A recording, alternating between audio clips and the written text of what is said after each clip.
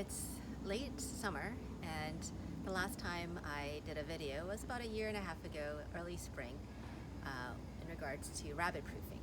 So I wanted to make this video today to just show you what's worked, what are some of the tweaks I needed to do to help make my plants grow more healthily.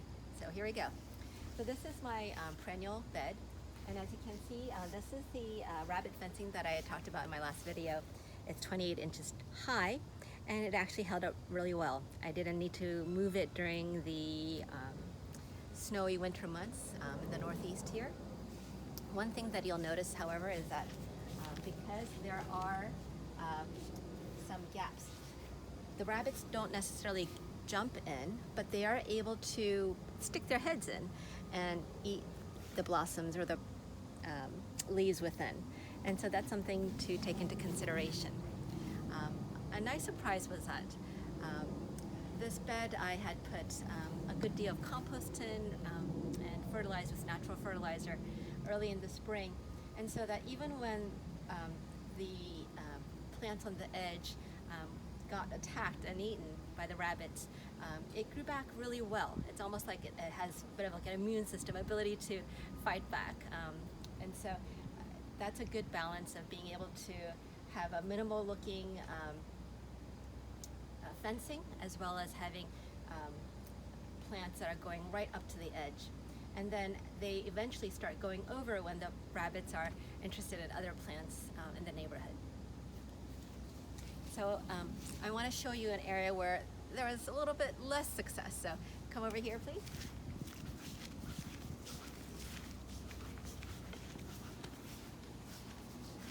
So this is more of a wildflower annual bed. And what happened was I noticed that especially along the edges, the wires started to look like it was separating, and incredibly the rabbits were actually able to separate out and create enough of a gap in certain parts of this fencing so that I did actually see them jump in.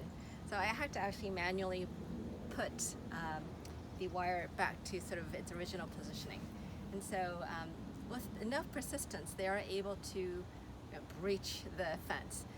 But I would say overall, it's been very helpful in having sort of the minimal aesthetic as well as being successful. So maybe like 95% or so. In regards to flower pots, so I have these large flower pots of herbs here, green beans over there. To me, the sort of the magic number has been 28 inches. And so I would measure, for example, how tall is the pot, and then I would measure out the fence, and then maybe a couple inches on top. And so here it's 31 inches. And once I did it that way, it really, there was no problems with the rabbits going in. But when it was just this pot without the fence, they were able to easily jump in and out, create even nests within the pot. And the same thing here. Created a fence around it. Basically what I did was I just cut the rabbit fence and I just wrapped it around.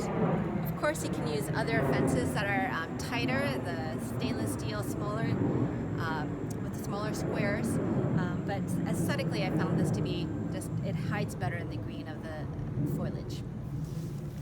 Now, the vegetable bed here, you'll notice that it's actually doubled. And I think that this was, for the rabbits, probably the most enticing. And so that, in fact, maybe for the first several months, they did just fine in staying out. But somehow they were able to find a gap, a breach, and I saw them jumping in and out pretty easily.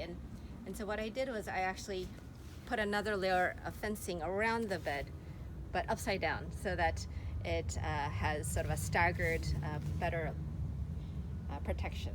Of course, you can use just a single layer of fence that's much, again, tighter squares, but I find that because there's a silver stainless steel look, it's visually very prominent, and you'll see that over there. Now the most effective, almost like the guarantee, again, are when the beds are at least 28 inches. So I want to show you this. On my last video, I only had 3 planks at 24 inches, and I thought that that would be sufficient. But in fact, within a couple of months, I did see at least the bigger rabbits able to jump in.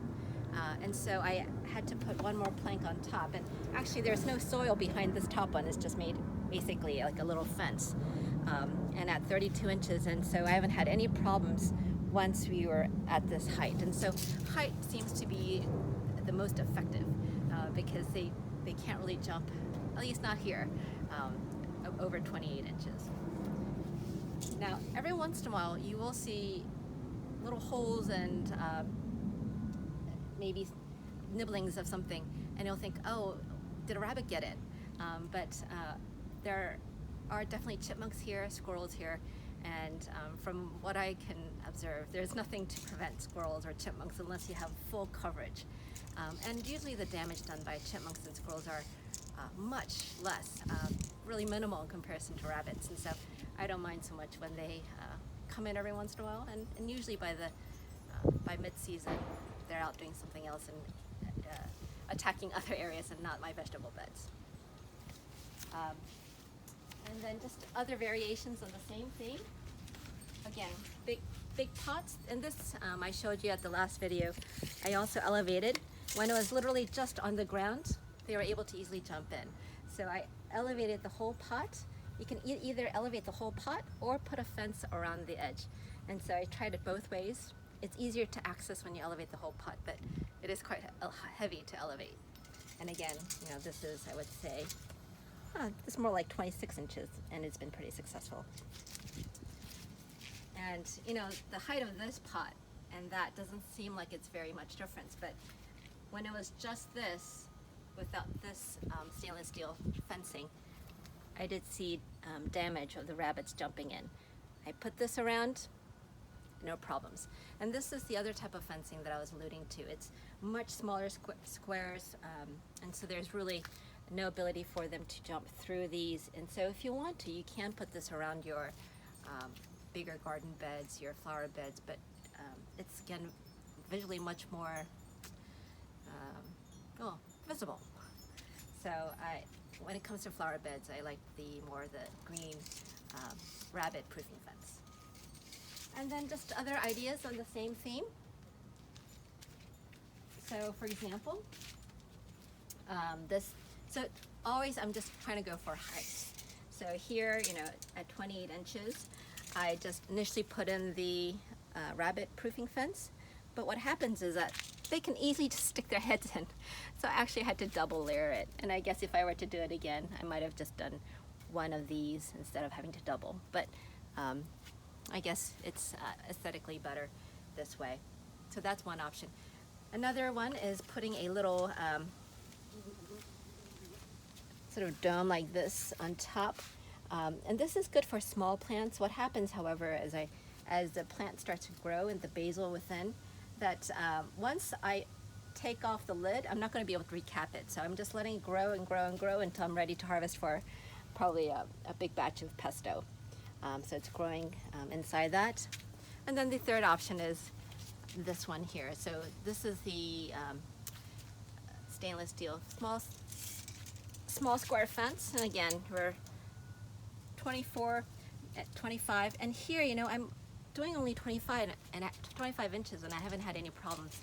And what I've noticed is that when the diameter of the circle gets smaller and smaller, you know, they can't really jump in and then jump out. So I think that they're aware that if you get smaller and smaller, you can actually kind of make it shorter because they can't really jump in and out.